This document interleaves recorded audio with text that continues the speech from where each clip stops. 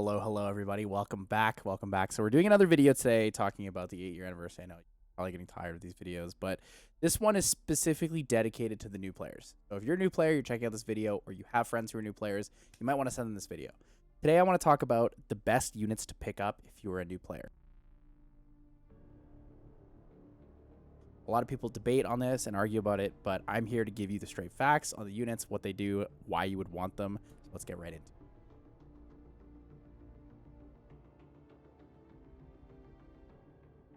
So the first unit I want to talk about, I think, is actually the best unit in terms of new player units.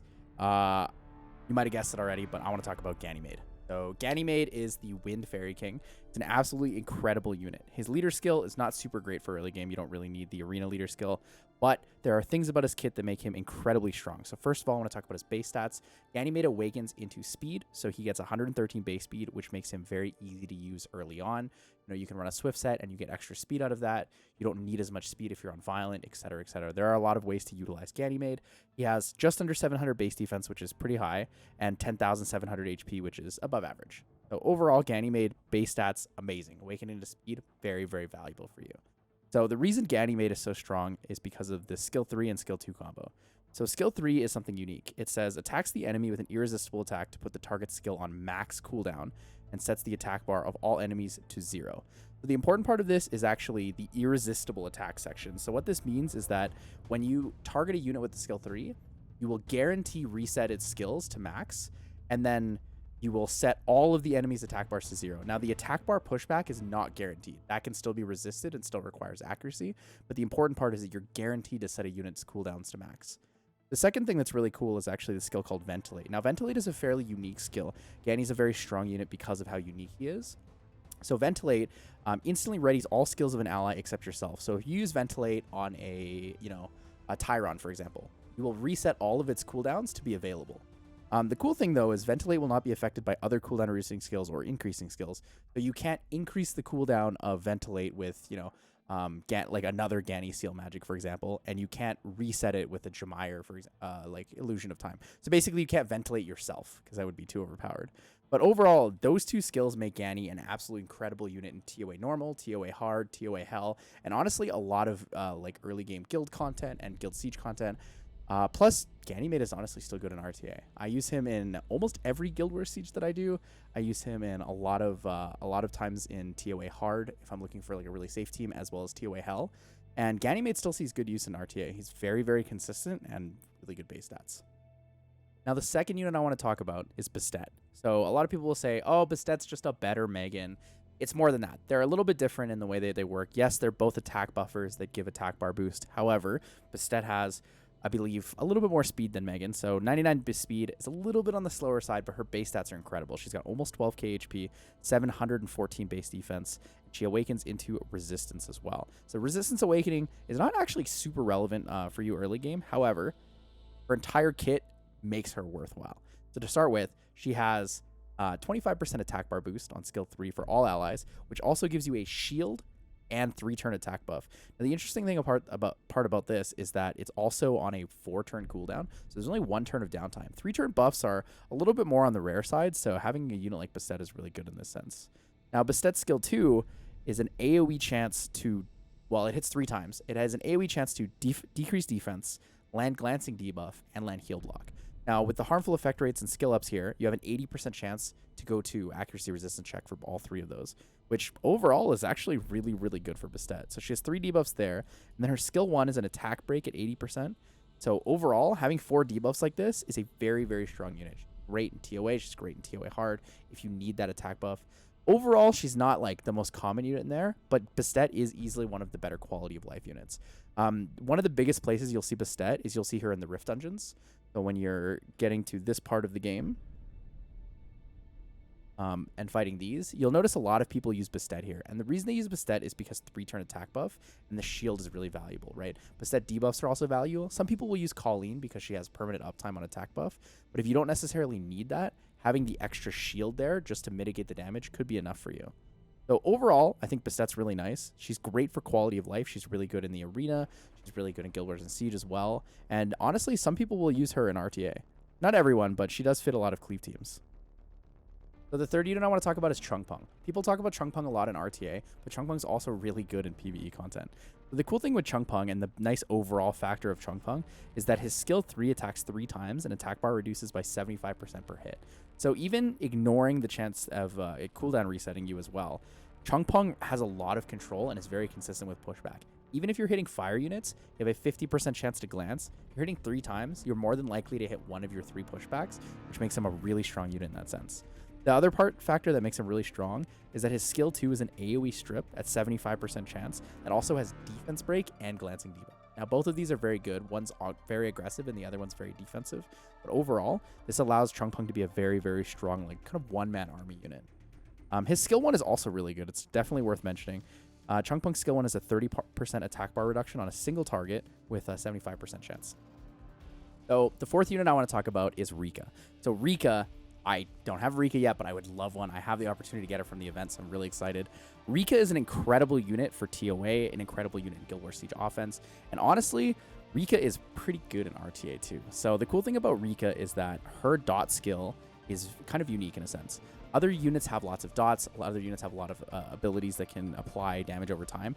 However, with Rica, it's a little bit unique because her dot also has a built-in slow debuff, which is really valuable. Now, the cool thing about this is that her dots are 3 turns, whereas most units are 2 turns, and her slow debuff is also 3 turns, which makes her an incredibly strong control unit. You know, dots are 5% ignore defense damage, so every time the dot ticks, 5%. If she hits one 3-turn dot, that's 15% damage over 3 turns, right? She also has another chance to slow debuff and to stun on skill 2, and her skill 1 has a chance to sleep at 30% chance to hit the sleep. Now, the cool thing with the sleep is that if you manage to land it, you will get an additional turn. So Rica is an incredibly great unit. She's got really good base speed at 105, base defense a little on the lower side, and base HP a little bit on the lower side, but she also awakens into accuracy, which means that you can find more HP and defense on her runes and worry less about the accuracy. One more unit that I think is actually pretty good, and a lot of people kind of feel overrated about it, is Perna. So Perna in recently this year actually, all of the Phoenixes got a 5 base speed increase. But the cool thing with Perna is Perna has an incredibly efficient kit for the Rift Dungeon. So, you know, I talked about those earlier with Bastet. Perna's also pretty good in Guild Wars and Siege on offense and somewhat decent in Arena for defense, and honestly just an overall okay unit for RTA until you reach the higher levels. So Perna has incredible base HP, 1, 2, 3, 4, 5. We used to traditionally call this like the really OP base HP. Units that have this base HP are generally like overpowered units. Perna fallen a little bit out of that in the PvP side, but for PvE, Perna is incredible. Really high base attack, 114 base speed. Base defense doesn't matter too much because Perna actually has an extra life. But the cool thing with Perna is Perna recovers the HP of all allies by 10% every turn, which includes herself now. And she also has a built-in revive that gives her 100% of her HP back. Skill 2 is a 1 buff strip that increases the amount of damage based on how much HP the enemy has. So at higher HP, you'll deal more damage, and at lower HP, you'll deal a little bit less. And then skill 1 is a chance to stun. So very simple skill 1. It's 48% chance to stun, but lots of damage. The really cool thing for Perna with PvE-related stuff is that Perna has a dungeon lead of 44% attack, which makes Perna the most efficient and probably one of the best Rift Dungeon leader skills. All right. Another great unit I think is pretty up there is Poseidon. So Poseidon is the jack of all trades. He kind of does all of the CC and control at the same time. So Poseidon awakens into accuracy, which is really nice for his kit. He's actually a damage dealer. Has a little bit low on the base attack, higher base defense, but his kit is very strong. So his skill 3 is an AoE attack that pushes attack bar to 0. So now there's a difference between decreases their attack bar to 0 and pushes it by minus 100% per se. This is actually stronger, and the reason it's stronger is because in Summoner's War, you can gain attack bar over 100%. So Poseidon resetting to 0 generally means that you're going to gain another turn over your enemies. So this also slow debuffs and ignores glancing, which means you can use it against wind units. You can use it into Molly if she has glancing, the glancing passive. Very, very cool, very strong setup. And his skill 2 is an AoE silence. So the AoE silence is really cool. 2-turn, very, very simple skill, but strong.